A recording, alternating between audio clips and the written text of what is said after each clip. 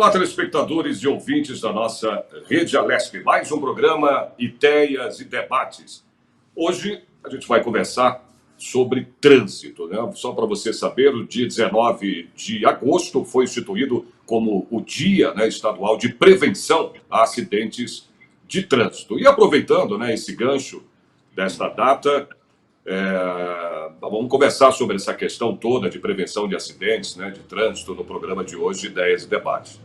E para debater sobre esse assunto, eu vou conversar com o doutor Rosan Gesiel Coimbra, que aí já está no seu vídeo, na sua tela. Ele é presidente da Comissão de Direitos do Trânsito da OAB de São Paulo. E converso também com o doutor Alisson Coimbra, aí no seu vídeo também. Ele é médico e é especialista em medicina de tráfego.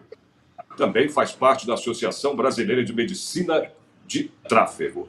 Tudo bem com vocês dois? Muito bem, graças a Deus.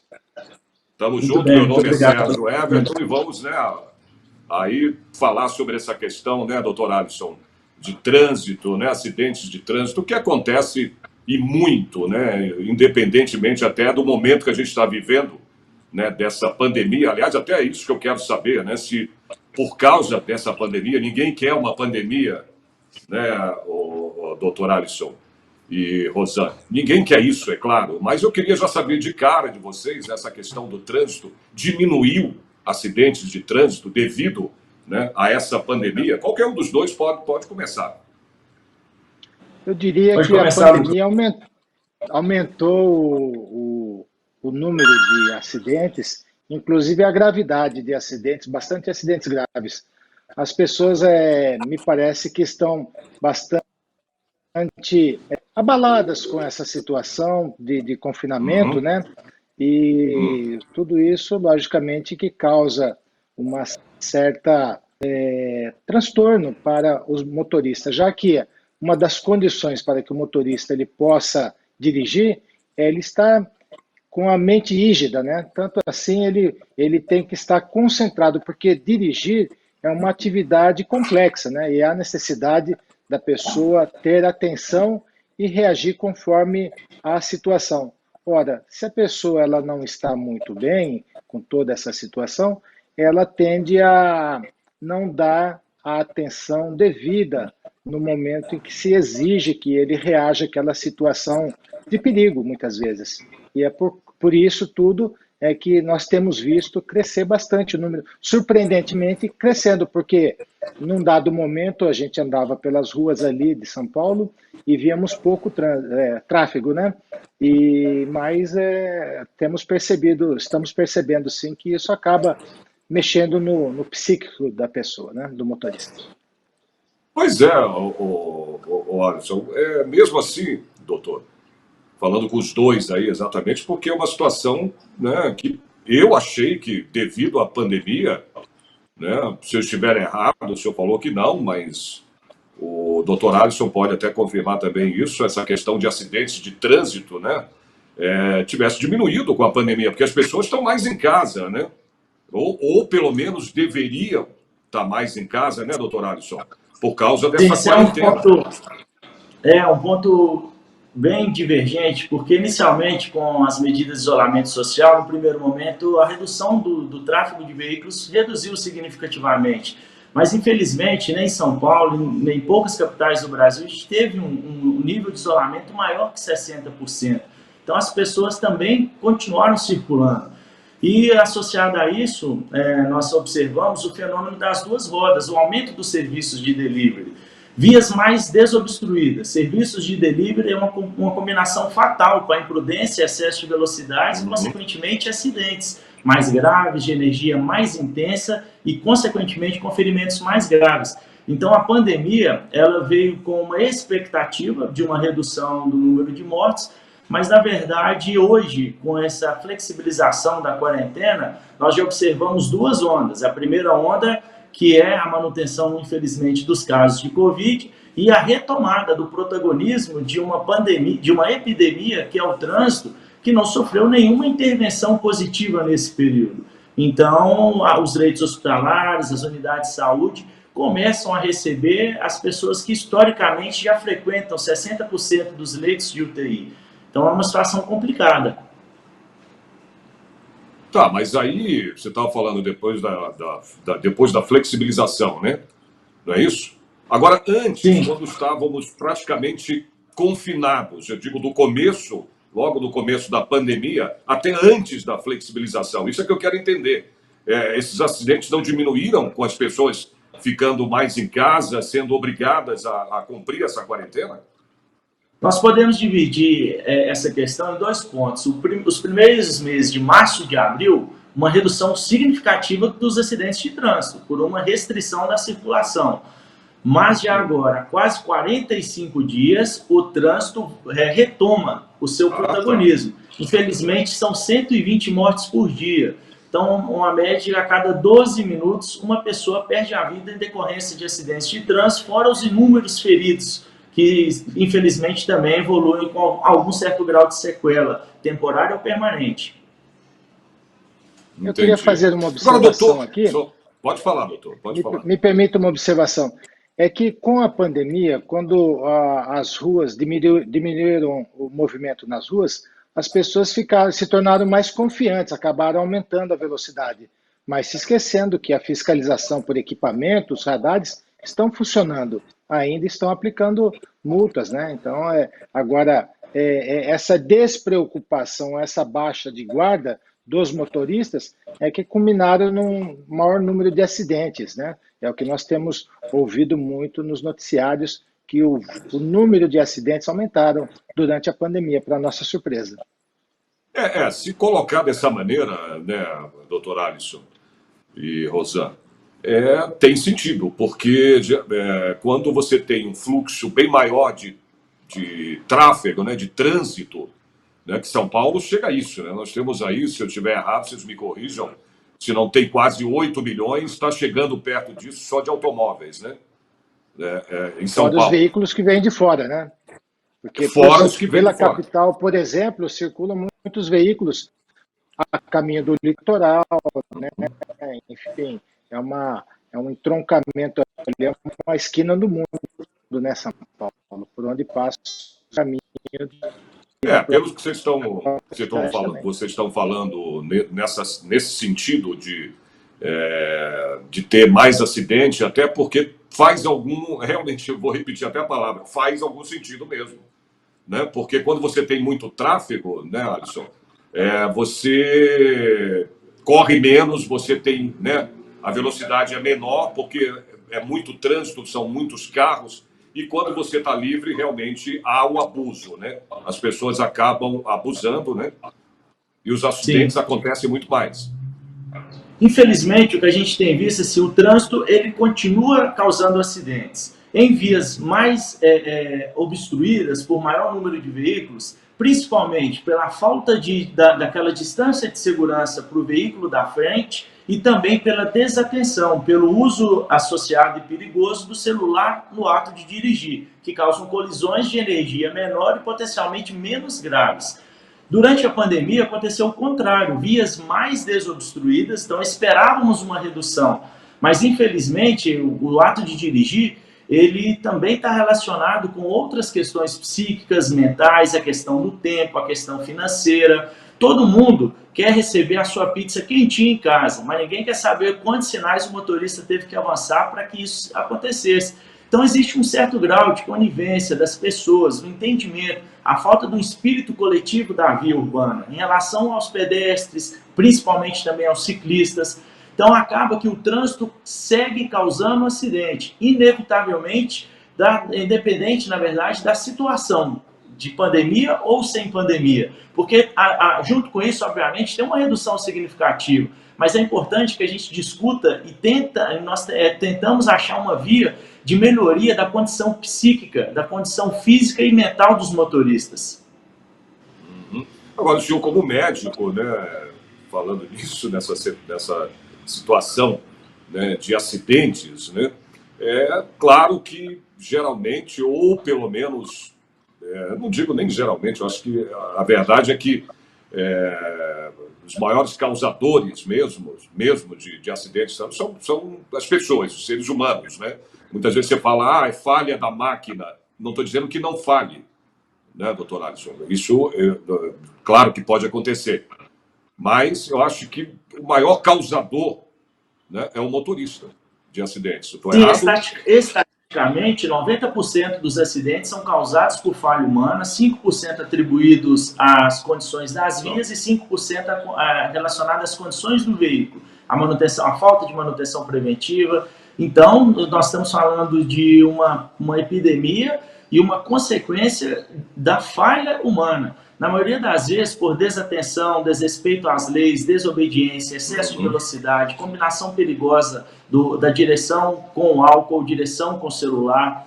Então, o fator humano ele é primordial e as pessoas estão perdendo esse espírito de coletividade das vias urbanas. As nossas preocupações, elas estão tendo prioridade em uma via. O meu deslocamento é mais importante do que a segurança da pessoa que está descendo do ônibus, da senhorinha que está atravessando a rua, da criança que foi correr atrás de uma bola e atravessou uma rua, de um animal. Então, a gente fala também de uma questão comportamental. O brasileiro está perdendo o parâmetro, o medo do número de mortes. Antigamente, as pessoas se assustavam com 45, 40 mil vítimas por ano do acidente de trânsito. Hoje, o brasileiro com 1.000 mortes por dia de Covid, então está havendo uma banalização da vida perdida em diversos fatores. Então, o trânsito hoje, ele exige essa intervenção multidisciplinar. O médico de tráfego, o psicólogo de trânsito, nós precisamos de gestores comprometidos, nós precisamos de leis, nós precisamos evoluir. O trânsito não pode ser tratado com um viés político, partidário, populista. Todos nós hoje corremos o sério risco de sair de casa e não mais retornar. É verdade. Não, e o ditado que diz, né? Se a pessoa não tem, se você não tem respeito ao próximo, o pior é que você, né, em trânsito, não tem respeito com você mesmo. Isso é que é incrível, né, doutor? Doutor Rosan, aliás, ele falando em leis, eu quero saber isso, né? Nós temos aí leis suficientes para evitar esses acidentes de trânsito, tanto no estado aqui de São Paulo, doutor, como no país?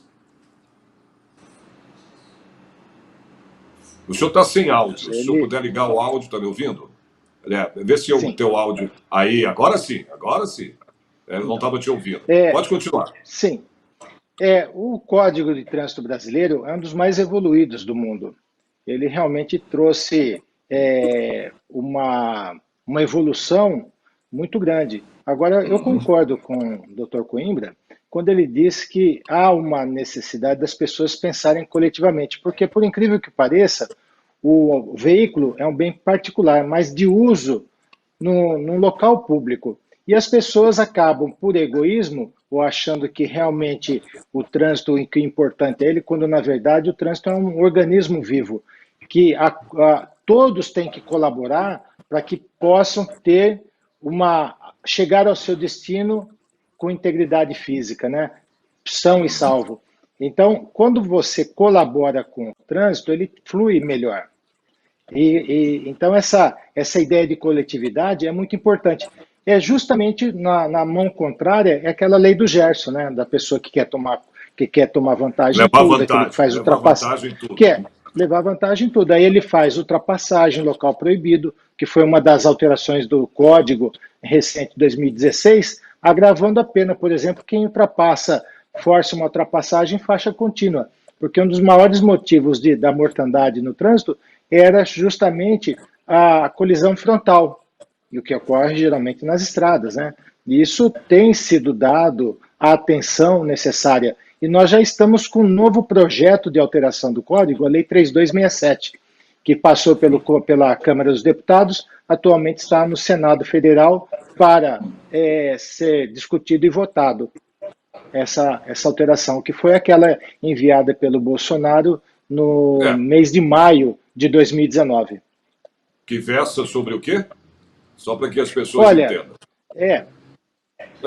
Vamos dizer o seguinte, que é a segunda mini-reforma do Código, porque ali tem, por exemplo, aumentando o número de pontos para a pessoa ter a carteira, para o condutor ter a carteira suspensa, né? Curso preventivo de reciclagem. Da também, né? Renovação da carteira que passa de 5 para até 10 anos.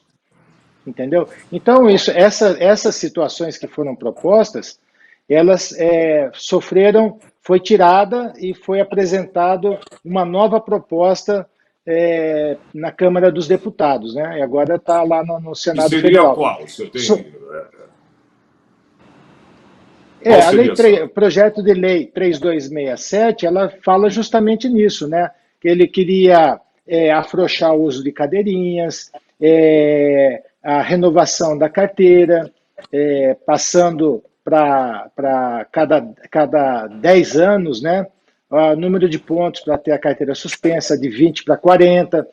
Na verdade, essas ideias que se passou, que foi referida pelo Dr. Coimbra, quando se busca politizar o trânsito e busca apresentar uma proposta um tanto que sem nenhuma base de estudo científico, isso foi muito criticado pela sociedade civil, inclusive pela Ordem dos Advogados, que foi mandado mensagem para os deputados, foram enviadas mensagens para os deputados, justamente com essa preocupação. E, logicamente, que muito ainda vai ser alterado antes de chegar para a presidência, para ser aprovado pela presidência com veto ou sem veto, né? Se tiver veto, aí volta para a Câmara dos Deputados, volta para o Congresso para ver se mantém ou derruba os vetos.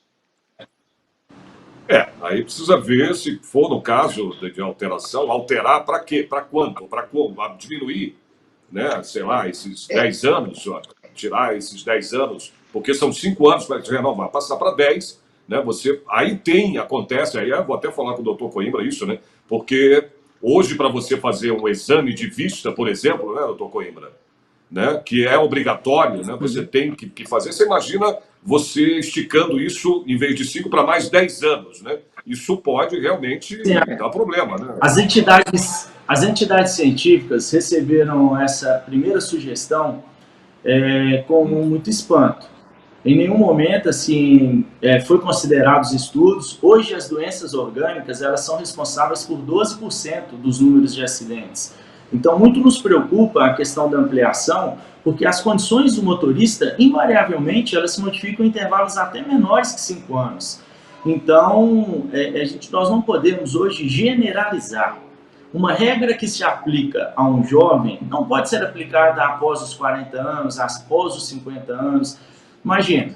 Então, o desafio hoje dos nossos representantes no Congresso Nacional é estabelecer o limite de desburocratização e o limite da segurança viária. Não pode haver essa interferência direta do desejo político com a racionalidade da ciência. Então, as nossas entidades científicas estão sempre à disposição de todos os governantes, governo federal, a nossa associação brasileira, que representa os médicos de tráfego, a Abramédico, sediada em São Paulo, e a Abrapsit, dos psicólogos de trânsito, participaram ativamente desse projeto de lei.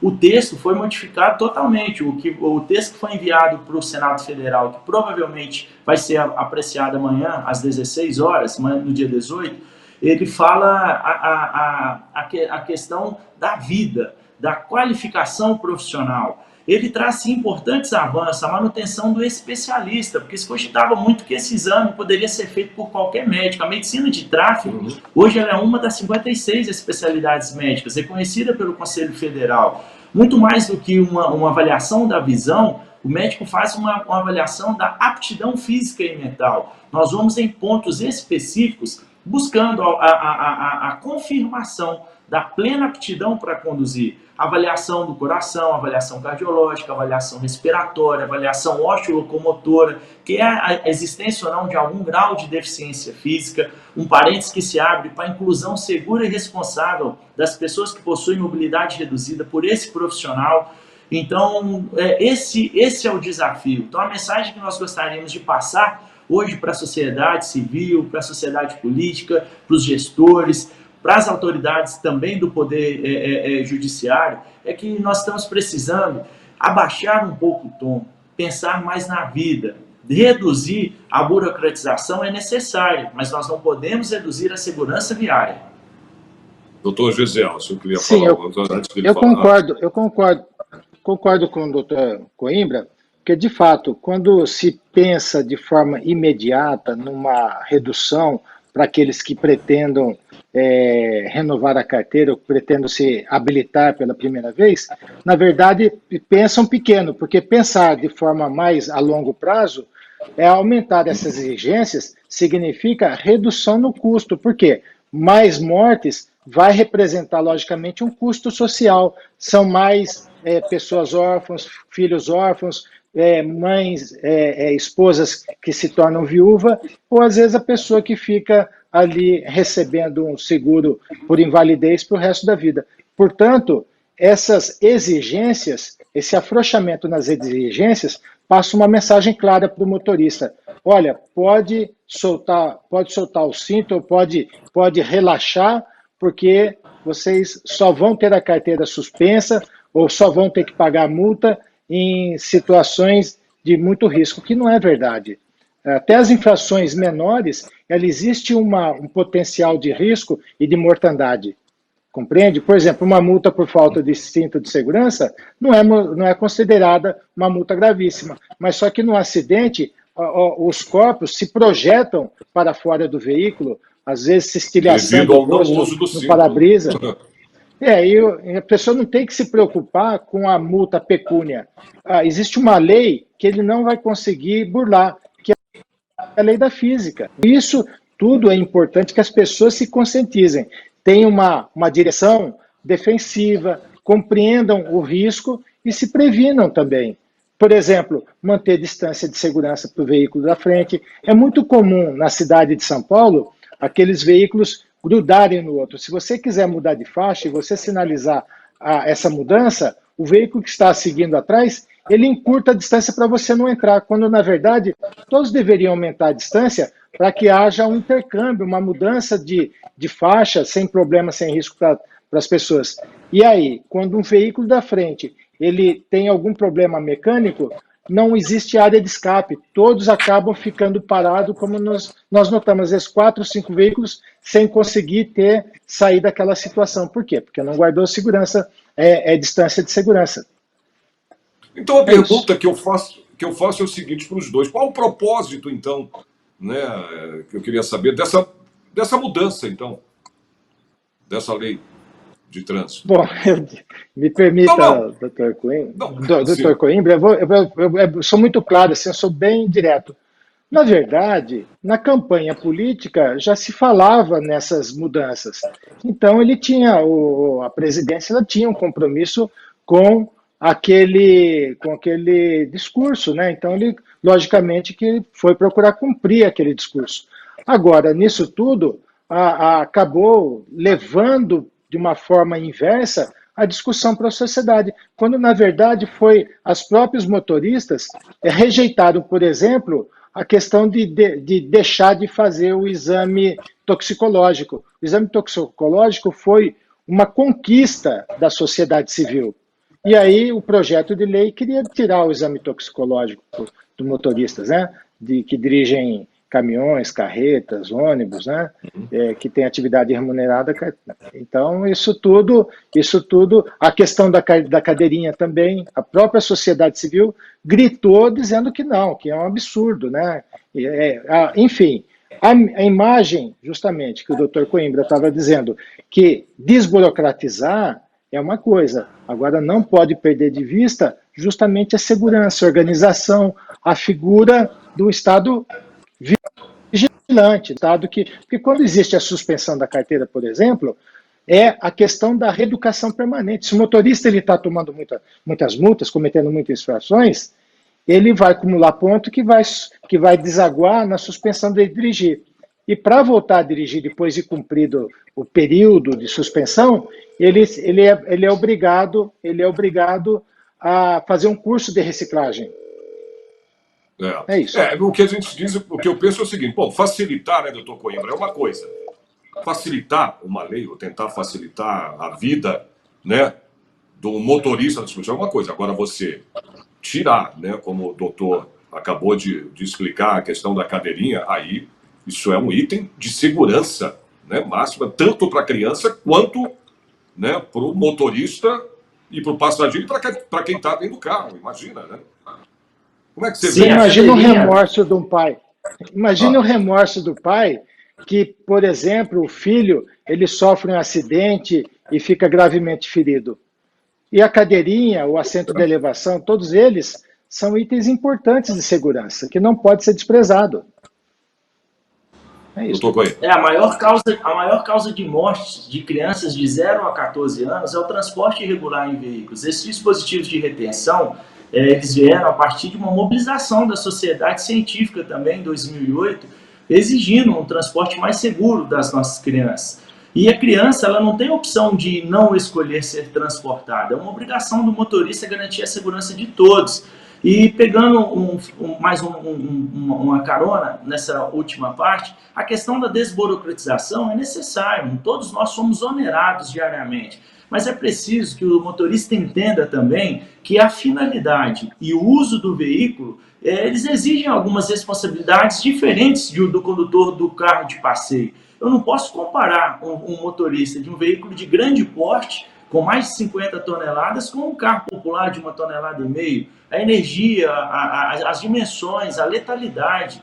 E, além disso, é importante que a população entenda. O brasileiro está deixando, mais uma vez, de ter uma questão. Primeiramente, a vida não tem preço. A vida perdida, ela não permite que seja esse governo ou o próximo governo que flexibilize. Alguém vai pagar com a vida por um afrouxamento das leis. É isso que nos preocupa.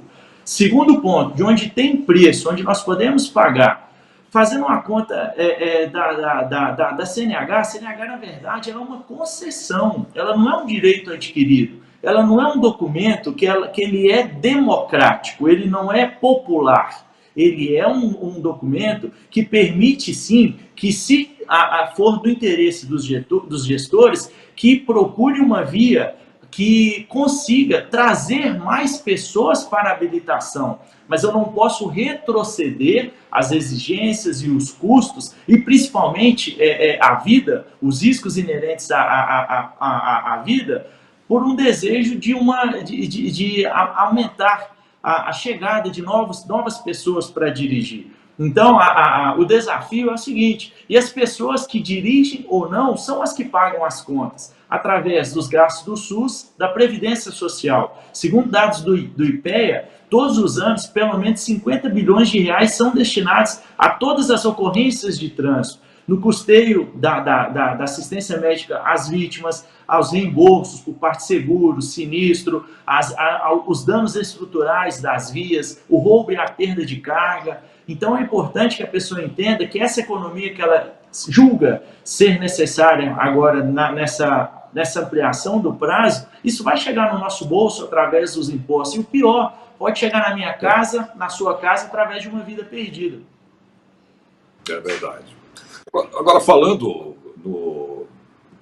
dessa questão de maior incidência de morte, né, que a gente está falando, de acidente, principalmente, você falou agora da cadeirinha, eu acredito que, se não é pior, está ali, né, que é o alcoolismo, né, o álcool, aliás, álcool e direção não combinam, a gente sempre fala isso, né, a Lei Seca completou agora, né, no mês de junho, 12 anos de existência, né, com aprimoramentos, enfim, e como a tolerância zero para o uso de bebidas alcoólicas, né, na direção, o que mudou, né, essa questão do comportamento, né, do não uso, de ser multado, né, de ir até preso, condenado, enfim. Isso mudou o comportamento?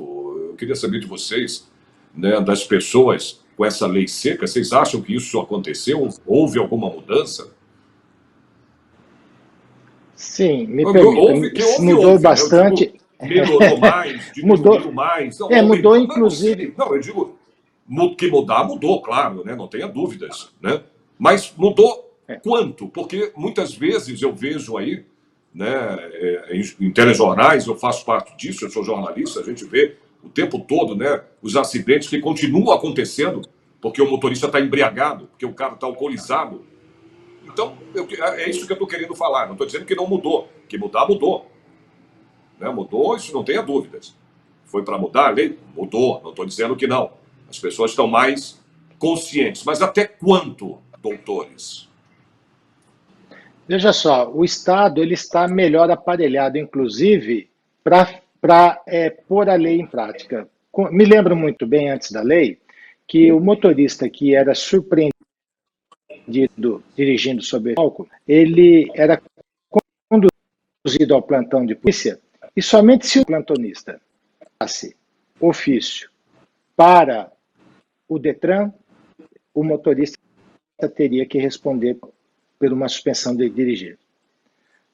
Atualmente, ou depois, no segundo momento, a própria Prodesp, que é a empresa de processamento de dados, ela manda para o Detran uma relação de condutores que se enquadraram no artigo 165, 165A, 165A, se recusar a uma linguagem popular de fácil compreensão. E esses todos que foram autuados e que tomaram multa nessas condições, todos eles, de forma absoluta, têm tido processo de suspensão.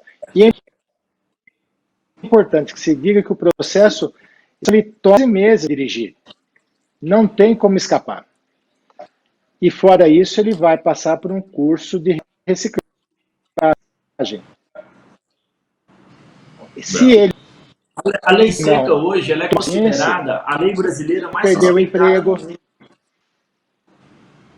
Doutor Coimbra estava falando alguma coisa. Pode continuar, doutor Coimbra. Deixa eu... Assim, pegando aqui a linha de raciocínio, é importante que essa lei também ela foi um divisor de águas comportamentais da sociedade brasileira. Até 2007 era comum viajar com a cerveja do lado, família sem cinto, as crianças no famoso chiqueirinho. Então, com o Código de Trânsito, já em 1998, as punições foram aumentando. Em 2008, essa lei foi muito criticada. Mas como que eu não posso beber e dirigir o meu final de semana? Mais uma vez, o espírito individualista do brasileiro. E, gradativamente, essa lei tornou-se mais efetiva a partir da tolerância zero, da alcoolemia zero. E, na minha opinião, o que o Estado de São Paulo e o Estado do Rio de Janeiro trazem para o Brasil é um exemplo clássico. Se os gestores não mobilizarem as suas equipes para uma campanha fiscalizativa e punitiva, não adianta, porque as pessoas continuam bebendo e dirigindo. E principalmente também agora durante a pandemia, junto com as questões da ansiedade, depressão, o consumo de álcool aumentou. E pelo menos em alguns estados do Brasil já é noticiado um aumento desse flagrante de pessoas criminosas. Isso é um crime. Então a questão do Poder Judiciário ela é muito importante, porque até quando uma pessoa que dirige sob efeito de álcool causa, né, comete um crime culposo. Isso tem dolo. A pessoa não sai com a intenção de matar, mas também ninguém sai de casa com a intenção de morrer. Então é preciso que a legislação aprimore, puna mais e exemplarmente. O brasileiro ele não é habituado a viver sem um caráter punitivo. Por isso que os gestores têm que ter muita tranquilidade, muita responsabilidade ao promover algum certo grau de flexibilização em qualquer setor, porque inevitavelmente o jeitinho brasileiro vai querer prevalecer. Então é muito importante comemorarmos os avanços e principalmente evitarmos retrocesso. O problema todo... eu diria... Não, o senhor pode até continuar, doutor Rosane, mas o senhor pegue até o meu gancho. O que a gente tem que ter consciência, né, e se conscientizar é que precisa mudar, né, e melhorar as leis de trânsito. Estou errado ou estou certo, doutor Rosane? Sempre há um espaço para aprimorar, o aprimoramento da lei. Agora, com relação a pessoas que se envolvem em acidente de trânsito sob efeito de droga e crime de trânsito, melhor, ele não tem mais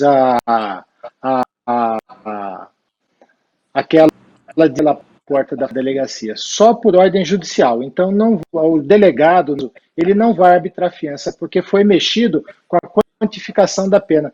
Não permite-se mais que, num caso de acidente, que haja vítimas, a pessoa estando sob efeito de álcool,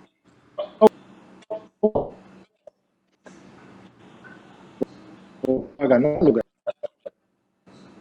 A gente está com um pouquinho, até o doutor Coimbra podia... Mas isso que o doutor fala é muito importante. O caráter punitivo ele aumentou, A pena também aumentou, mas nós não temos hoje nem 15 pessoas no Brasil cumprindo uma pena integral em virtude de um crime cometido no ato de dirigir sob efeito de álcool.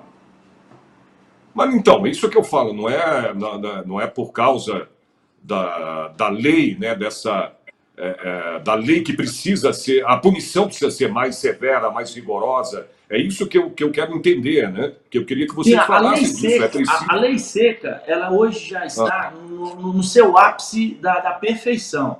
Obviamente que não 100%, que sempre tem alguma inovação. Mas vou te dar um exemplo. Hoje o caráter de comprovação, ele não há mais a necessidade ou do etilômetro ou do exame sanguíneo. Provas físicas, filmagens, fotos, até mesmo a avaliação local da autoridade de trânsito já constituem, sim, o mesmo padrão do que esses outros métodos que vão mensurar a alcoolemia. Então, a culpa não é da lei seca, a culpa é dos gestores que não desencadeiam as consequências decorrentes das abordagens realizadas na lei seca.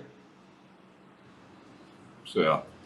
Agora, doutor Rosano, para o senhor aqui, no caso, o senhor acha que é preciso reduzir, né, os acidentes de trânsito também?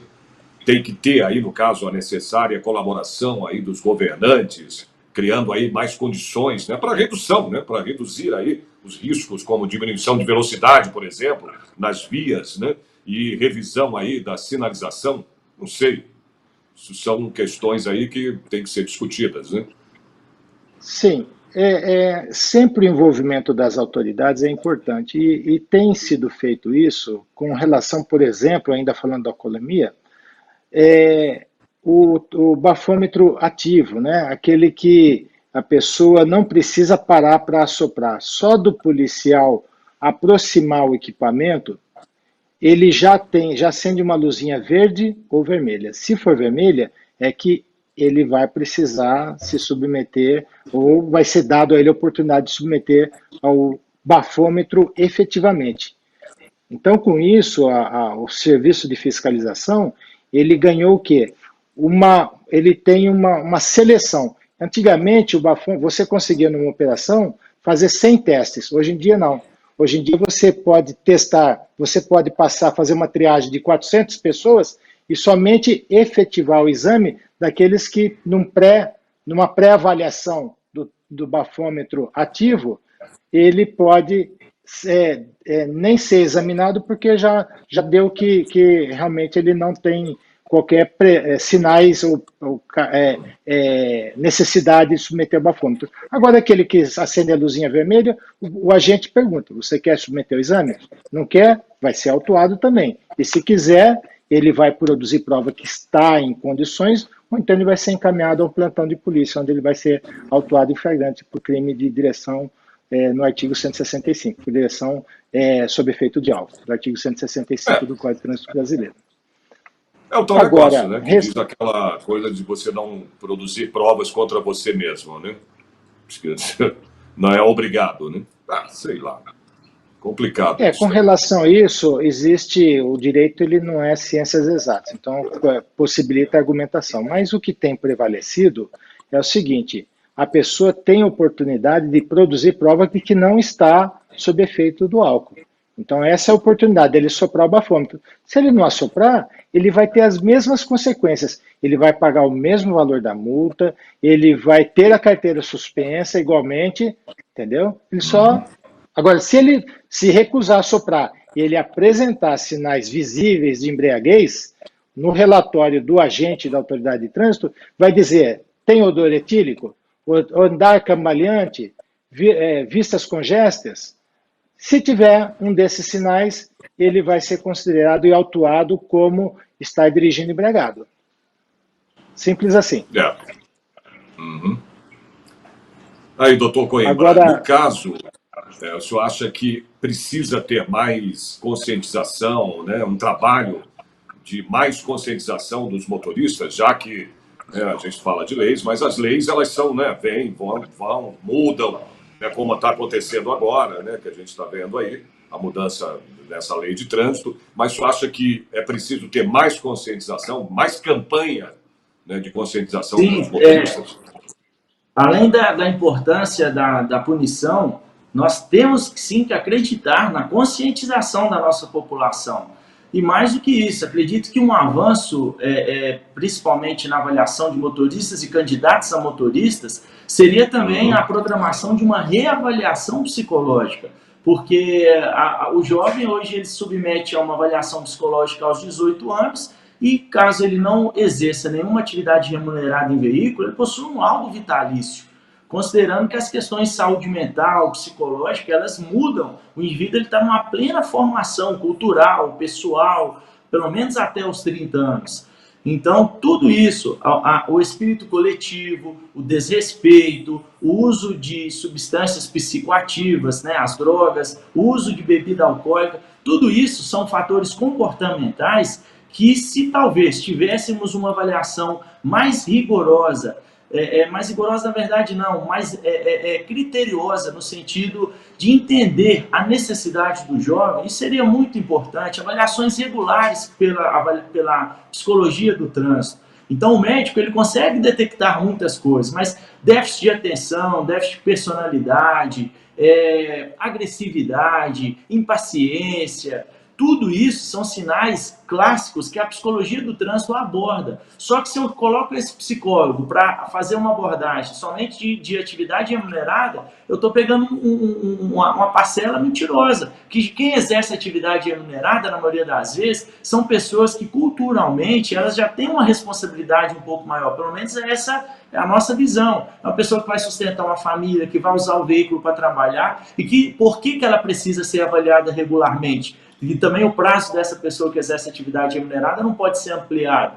Porque dirigir e utilizar um veículo com finalidade de trabalho aumenta o número de exposições, o número de vezes que eu vou entrar e sair em uma rua, diferente de um veículo de passeio que eu saio de casa para trabalhar e retorno no final do dia. E falando, né, a gente estava falando há pouco... Oi, pode falar, doutor.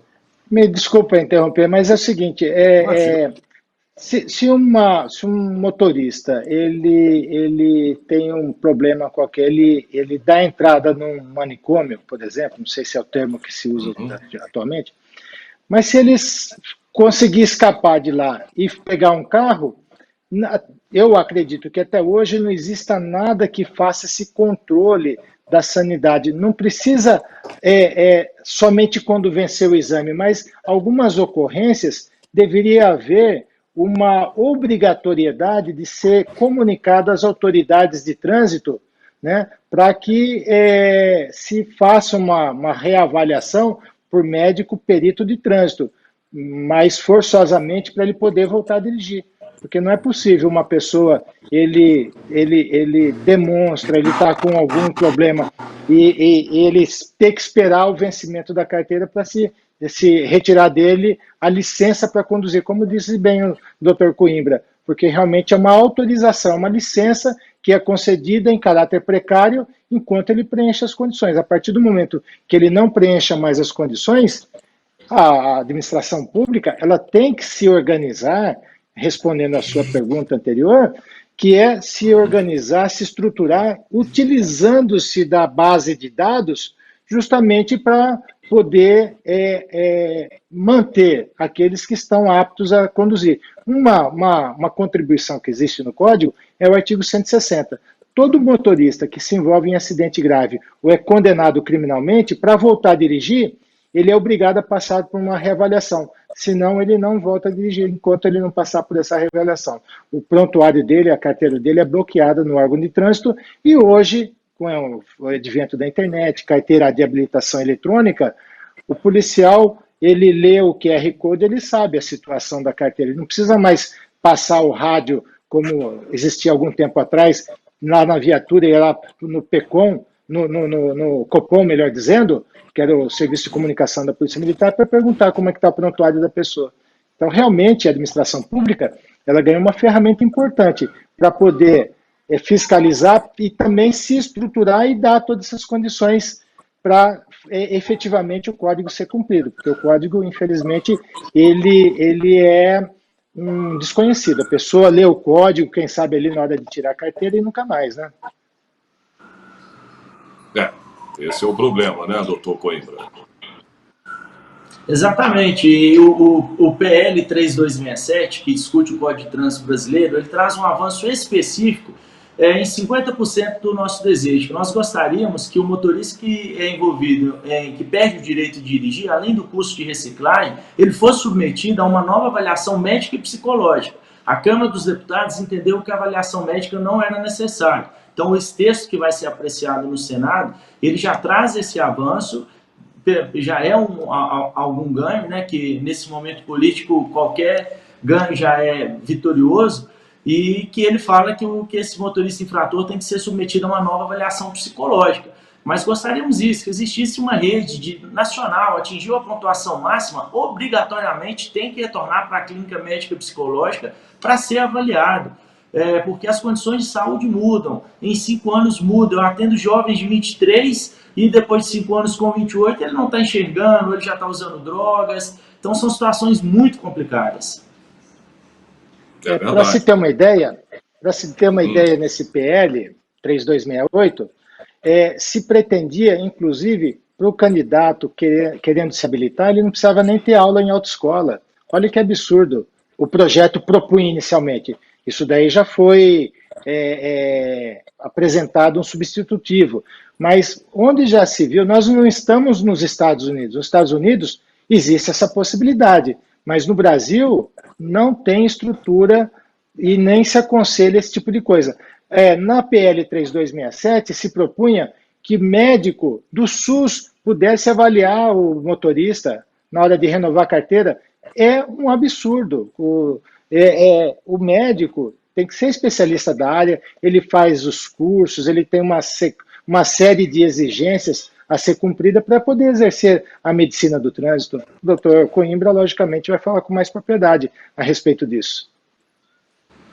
Esse é um ponto que nós defendemos, que veio da Câmara com entendimento até expressivo quanto à necessidade da avaliação pelo especialista. Nós não estamos defendendo reserva de mercado. É uma especialidade, assim como a cardiologia, a neurologia, que se especializou. O profissional opta e tem a qualificação adequada para fazer isso. Nós somos fiscalizados pelos nossos conselhos federais de medicina e de psicologia, somos titulados, no caso do médico, por uma titulação com a Associação Médica Brasileira. Essa titulação, ela independe da realização de qualquer curso preparatório. Tem um edital estipulado e chancelado pelo CFM, e que o médico que se adequa às exigências do edital, tranquilamente ele pode exercer essa atividade. E a questão do SUS, infelizmente, o SUS não está conseguindo atender a demanda. Eu sou médico do SUS também, além da medicina de tráfego. A medicina de tráfego hoje ela é muito popular, porque na maioria dos colegas ela é a 2ª ou 3ª especialidade. Então nós temos profissionais que são bem formados. É muito raro um médico que exclusivamente opte pela medicina de tráfego. Até porque no estilo de vida e na medicina a interação de uma especialidade com outra é muito comum. Então uma área de interesse do trânsito ela vai despertar uma área de interesse da cardiologia, da neurologia, uma área renal, enfim. Então a medicina ela tem essa particularidade. Então por isso que é importante assegurarmos a qualificação profissional e também cortarmos na própria carne, que o médico tem que se atualizar, o médico tem que frequentar as entidades científicas, os congressos, ele tem que ser titulado, porque a qualidade do exame oferecido ao cidadão, ela tem uma parcela significativa sim na redução de acidentes. Não somos os principais responsáveis os altos índices de acidentes. Nós estamos aqui mostrando a cara e dispostos a trabalhar com todos os gestores, um trabalho multidisciplinar para entender o motorista como um todo, em sua assistência social, na parte psicológica, na sua parte mental, na parte da questão física e saúde, o acesso aos serviços de saúde. 80% dos motoristas de veículos pesados hoje são autônomos, e eles não têm empresa, eles não têm plano de saúde. Eu sou filho de caminhoneiro, tenho esse orgulho. Então, a minha realidade, eu vi o meu pai dirigir nas estradas. Eu vejo o meu pai ter uma saúde precária em decorrência da priorização do serviço. Então é por isso que nós temos que entender, o amigo caminhoneiro, todos que exercem atividade remunerada em veículo, que isso é uma concessão, nós não podemos vender a nossa saúde por um ganho, que inevitavelmente a conta vai chegar. A gente já paga através dos impostos, a gente vai pagar através da perda de saúde e a gente pode pagar, inclusive, com a perda da vida. Maravilha, cara. Parabéns pro seu pai, viu? Tem que ter orgulho mesmo, cara. Tem que ter orgulho do pai. Ser caminhoneiro. Isso é um orgulho mesmo. E você tem toda a razão no que você está falando, né? Acaba prejudicando, tá aí o teu pai hoje, né, com problemas mais de saúde do que poderia ter tido, né, se não fosse, né, nessas condições, né? Poderia ter tido bem menos e hoje está aí, você tem razão. Agora, outra coisa que eu queria saber também nessa questão dos pontos. Vou falar porque né, sair de 20 para 40 pontos, né, vamos supor, na opinião de vocês, você acha que isso pode levar a um abuso maior do motorista, sabendo que em vez de 20 agora, né, só vai poder ser caçada a carteira dele com 40 pontos? Ele pode abusar numa situação dessa? Sim, é o seguinte, existe o tal do curso preventivo de reciclagem que o motorista ele tem direito a pleitear, a requerer, quando atinge 14 pontos, atualmente, quando atinge 14 pontos e não ultrapassa os 19. Ele faz o curso de reciclagem, desde que ele exerça atividade. Assim, no geral, né, num termo... Porque nós estamos ainda dentro da lei vigente, mas já estamos tratando da alteração. Não, da lei antiga. Para você ter uma ideia, essa alteração, o motorista, na verdade, se ele fizer o curso preventivo de reciclagem ao atingir 30 pontos, ele vai poder ainda somar mais 40. Então, com 70 pontos, pelo amor de Deus, é muito ponto para o sujeito. Só se ele for um asno no volante, né? Entendeu? Pelo amor de Deus. For então. E agora, o Ayrton Senna da vida, né? O que se sinaliza, infelizmente, é que é o seguinte, pode mandar bala e pode dirigir à vontade, 70 pontos. Se não tendo 70 pontos, agora, pelo amor de Deus, é muita pontuação e, logicamente, que 40 pontos para os mortais, né, para as pessoas que não exerçam atividade remunerada, mas aos que vivem do volante, e esse benefício, esse tratamento, pelo projeto de lei, ela foi estendida a todas as categorias. Até aqui, ela serve para aqueles da categoria C, que é o caminhoneiro, D, que é o motorista de ônibus, e E, que é o carreteiro, falando numa linguagem vulgar para todos, né, para que não fica mais fácil compreender. Agora, com essa proposta, ela se estende ao taxista, que o taxista precisa ter a letra B, ou o mototáxi, ou o entregador de pizza, que é a letra A. Vão poder atingir, pela sistemática que se pretenda, 70 pontos. Então, aí acabou a suspensão de carteira, praticamente. Esse aí foi um ponto muito discutido no projeto, que mais o relator, o Juscelino Filho, ele conseguiu trazer um ponto positivo, que ele fez uma escala. Ou seja, eu posso atingir 20 pontos desde que eu tenha 2 infrações gravíssimas. 30 pontos com uma e 40 pontos caso eu não tenha nenhuma infração gravíssima. E abre um precedente para os motoristas que exercem atividade remunerada, que eles podem obter 40 pontos independentemente da natureza da infração. Mas, paralelamente a isso, nós temos que entender o seguinte, com 40, com 80, com 120 pontos, eu não estou modificando os mecanismos fiscalizatórios. A indústria da multa, popularmente dita, ela tem que ser corrigida através dos mecanismos de fiscalização. Então, é muito fácil culpar a indústria da multa e utilizar essa argumentação para ampliação das contas e se omitir no que tange a modificação e padronização dos mecanismos. Nós concordamos, tem vias que você está a 60, drasticamente tem um radar e uma placa de 30. Então é preciso que nós entendamos o seguinte, a necessidade da politização, a necessidade da arrecadação e a necessidade do bom senso, do equilíbrio e da defesa da vida. E isso já foi, né, falado e mostrado, né, doutores, né, que a maior incidência de acidentes de trânsito, seja na cidade, principalmente em estradas, chama-se imprudência. E isso é fato, né? É preciso Sim, que o a cidadão imprudência. entenda que essa ampliação ela não está condicionada a um desejo, a uma liberdade maior de infringir as leis. Então, é uma evolução, né? É um desejo político também dessa ampliação, mas o caráter psíquico e do motorista ele é imprescindível para que essa concessão não vire, né, uma tragédia no trânsito. Pois é. Doutor, quer falar mais alguma coisa, doutor Rosan? Sim, A gente está eu acho chegando já ao final importante do programa. ressaltar. É, Ah, uma certa vez eu vi um comentário seguinte, que na verdade, quando se comete uma infração, a pessoa está cometendo quase acidente. Porque, por exemplo, se ele passa um sinal vermelho, por sorte não teve um acidente. Não estava passando um carro na frente dele. pois é. Quando ele não usa o cinto de segurança, é quase morte, porque no caso de capotamento ou uma colisão frontal, o corpo ele se projeta para fora do veículo, para frente do para-brisa. Tem uma série de vídeos mostrando isso, né?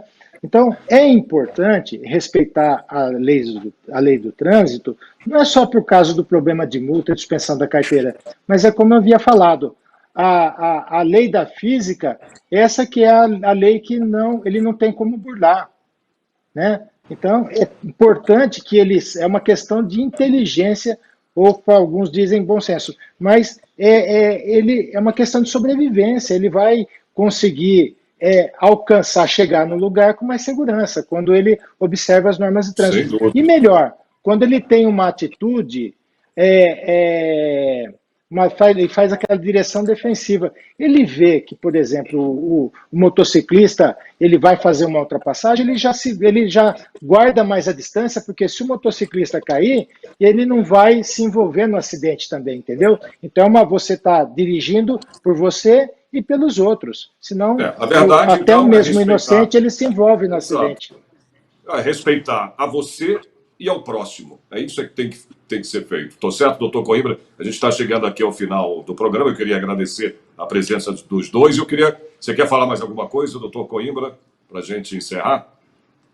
Agradecer o espaço, parabenizar nós temos sim que comemorar esse dia destinado, né, à prevenção de acidentes e pedir à população que dirija com espírito coletivo, pedir aos gestores, aos nossos deputados que façam leis que realmente vão impactar na vida do cidadão, pedir ao Poder Judiciário que cumpra o seu papel punitivo e pedir à imprensa que divulgue, que abra espaço para conversas como essa, que nós não temos nenhum viés político. A nossa política é a defesa da vida, a preservação da vida, um trânsito seguro que permita minimamente ao cidadão sair e retornar para o seu lar com as suas condições de segurança preservadas.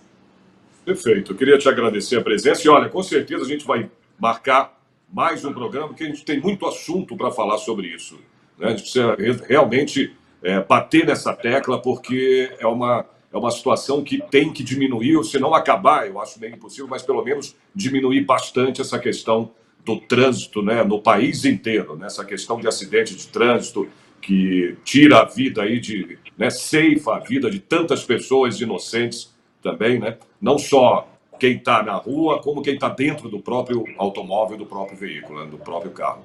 Obrigado pela participação, doutor. Queria agradecer também o doutor Rosan Josiel Coimbra, que é presidente da Comissão de Direito de Trânsito da OAB de São Paulo, e, né, ao doutor Coimbra, que é médico, né, titulado aí em Medicina de Tráfego e também é coordenador de mobilização de médicos, psicólogos especialistas em tráfego e diretor da associação. É muita coisa, hein, doutor? Associação Mineira de Medicina de Tráfego, olha só. Né? E membro também da Comissão de Assuntos Políticos da Associação Brasileira de Medicina de Tráfego. Ele não é fraco, não, né? Ei, doutor Rosan, ele não é fraco, não, né, doutor Coimbra? Obrigado, viu, gente? Doutor, muito obrigado. Até uma próxima. Vamos marcar um outro programa para a gente continuar aqui, que tem muito assunto, tá bom? Tá bom, doutor? À sua disposição. Foi um prazer. Suas considerações aí, doutor Ronan. O senhor quer falar alguma coisa a mais? Doutor Rosan. Eu quero dizer que os meios de comunicação, como a Assembleia Legislativa, através da TV, ela está cumprindo um papel muito importante, que é abrir o debate, a discussão do assunto e, logicamente, que está ajudando na formação do condutor. Porque, nesse momento, ele começa a tomar consciência através de um papo informal, de um papo agradável, e isso é educar. Essa educação constante, contínua, ela é a mais importante, né? Aquela que vai formar os bons motoristas. É isso que eu tenho a dizer. Obrigado, gente. Obrigado e até um próximo programa, tá bom? Até logo. Tchau.